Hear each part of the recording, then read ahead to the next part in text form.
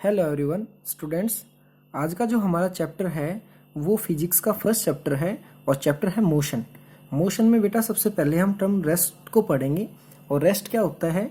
N object is said to be at rest if it position does not change with respect to time and surrounding.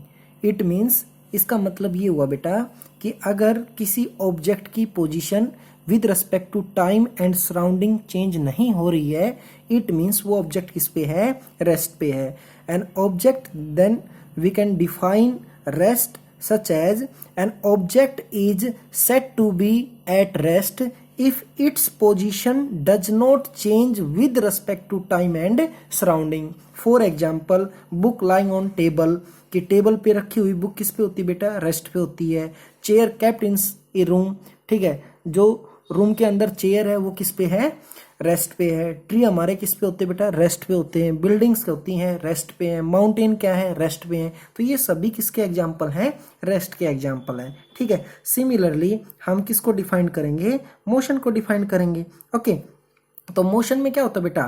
Position क्या हो जाएगी? Change हो जाएगी। Position क्या हो जाएगी? पोजीशन चेंज हो जाएगी। तो हम इसको भी क्या करेंगे? इसी प्रकार से डिफाइन करेंगे कि जैसे हमने रेस्ट को डिफाइन किया ना, रेस्ट पे क्या थी? Position does not change. तो यानी कि मोशन में क्या आएगा? An object is said to be in motion if its position change with respect to time and surrounding. For example, moving person, moving bus, flying aeroplane, flying birds, ये सभी किस में आ जाएंगे? मोशन में आ जाएंगे, ठीक है। किस में आ जाएंगे? मोशन में आ जाएंगे। ओके, नेक्स्ट है हमारा rest and motion are relative term. It means, क्या रेस्ट और मास का कोई रिलेशन होता है? सॉरी बेटा, रेस्ट एंड मोशन का कोई रिलेशन है, और है तो वो किस प्रकार से है? तो यानी कि रेस्ट और मोशन का रिलेशन क्या है? तो rest and motion are relative term. तो यानी कि अगर हमारे पास कोई ऐसी सिचुएशन हो जिसमें क्या हो कि एक कंडीशन के हिसाब से, एक सिचुएशन के हिसाब से कोई ऑब्जेक्ट है वो आपको किस में दिखे?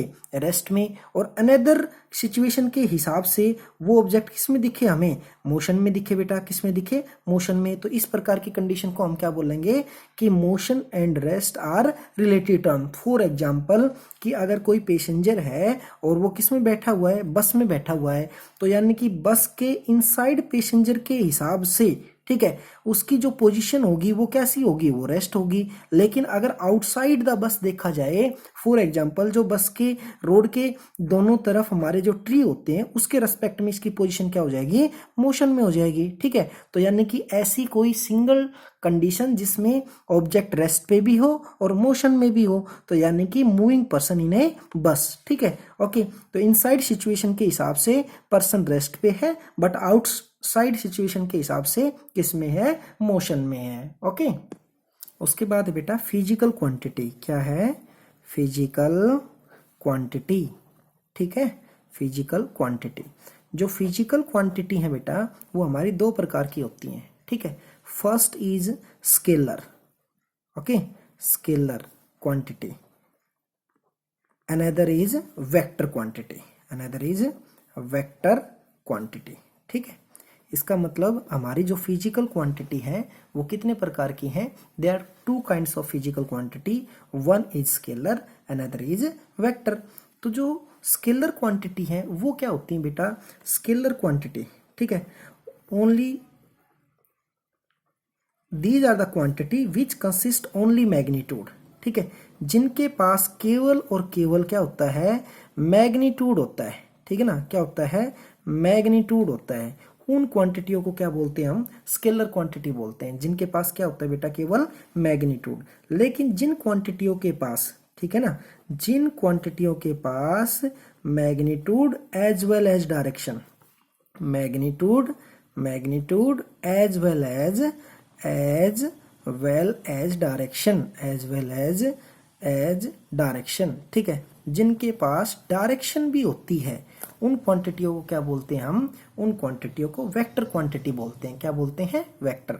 तो distinguish between scalar and vector quantity, it means scalar quantity are these which consist only magnitude, but vector quantity is these which consist magnitude as well as direction, ठीक है। ओके, तो स्केलर क्वांटिटी के example की अगर बात करें तो यानी कि इसके जो एग्जाम्पल हैं वो क्या होते हैं हमारे, time is a scalar quantity, mass is a scalar quantity, speed, length, okay, potential, potential, ये सभी हमारे क्या है बेटा, स्केलर क्वांटिटी हैं। ठीक है, क्या है, स्केलर क्वांटिटी। फॉर एग्जांपल मैंने बताया स्पीड, मास, लेंथ, पोटेंशियल, टाइम, ये सभी क्या है, स्केलर क्वांटिटी। इनके पास केवल और केवल क्या होता है, मैग्नीट्यूड होता है। ठीक है, वेक्टर क्वांटिटी के एग्जाम्पल क्या है भाई, वेक्टर क्वांटिटी के एग्जाम्पल, तो वेक्टर क्वांटिटी के एग्जाम्पल है हमारे momentum,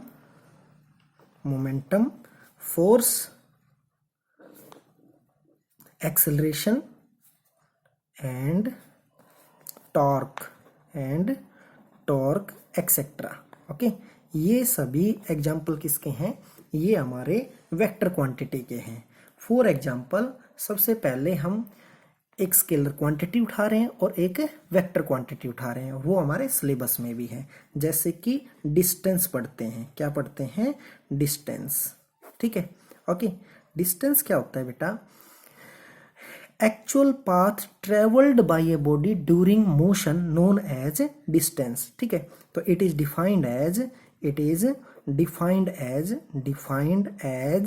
actual path, actual path, actual path travelled, travelled by a body, travelled by an object, an object बोल सकते हैं, बॉडी बोल सकते हैं, during motion, during motion. Okay, it means कि मोशन के दौरान कोई ऑब्जेक्ट जो टोटल एक्चुअल पाथ ट्रेवल करता है नोन एज डिस्टेंस, उसको क्या बोलते हैं बेटा, डिस्टेंस बोलते हैं। क्या बोलते हैं, डिस्टेंस। डिस्टेंस की अपनी एसआई यूनिट होती है।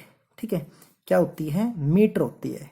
एसआई यूनिट क्या होती है, मीटर। और स्मॉल एम क्या होता है, उसका सिंबल होता है। क्या होता है, सिंबल। ठीक है, स्मॉल एम क्या होता है, उसका सिंबल होता है। ऐसा यूनिट क्या है डिस्टेंस की, डिस्टेंस की ऐसा यूनिट मीटर है। ठीक है, जो डिस्टेंस है बेटा ये कैसी क्वांटिटी होती है, it is a scalar quantity, it is a scalar quantity, it is a scalar quantity. कैसी क्वांटिटी है, स्केलर क्वांटिटी। ठीक है, स्केलर क्वांटिटी के साथ साथ जो डिस्टेंस होता है बेटा ऑलवेज पॉजिटिव होता है। It means its magnitude, its magnitude always, always, ठीक है, ऑलवेज पॉजिटिव। कैसा होता है इसका मैग्नीट्यूड, पॉजिटिव होता है। ठीक है, और ये क्या नहीं होता बेटा, इट नेवर बी नेगेटिव। तो ऑलवेज पॉजिटिव होता है, इसका मतलब क्या नहीं होता, ये नेगेटिव नहीं होता। ठीक है, तो डिस्टेंस स्केलर क्वांटिटी है और क्या होता है कि ये पॉजिटिव होता है और it consist many value between 2 point, it consist many value between 2 point, between 2 point, 2 point के बीच में डिस्टेंस की बहुत सारी वैल्यू हो सकती हैं। ये सारी बातें किसके बारे में बताई बेटा, डिस्टेंस के बारे में बताई। तो डिस्टेंस क्या होता है, देखो, it is actual path travelled by an object during motion. ऐसा यूनिट मीटर होती है, सिंबल स्मॉल एम होता है, स्केलर क्वांटिटी है, मैग्नीट्यूड हमेशा इसका पॉजिटिव होता है और डिस्टेंस की काफ़ी वैल्यू हो सकती है 2 पॉइंट्स के बीच में। ओके, नेक्स्ट है displacement. Displacement defined as it is the shortest distance between 2 point. ठीक है, इट इज डिफाइंड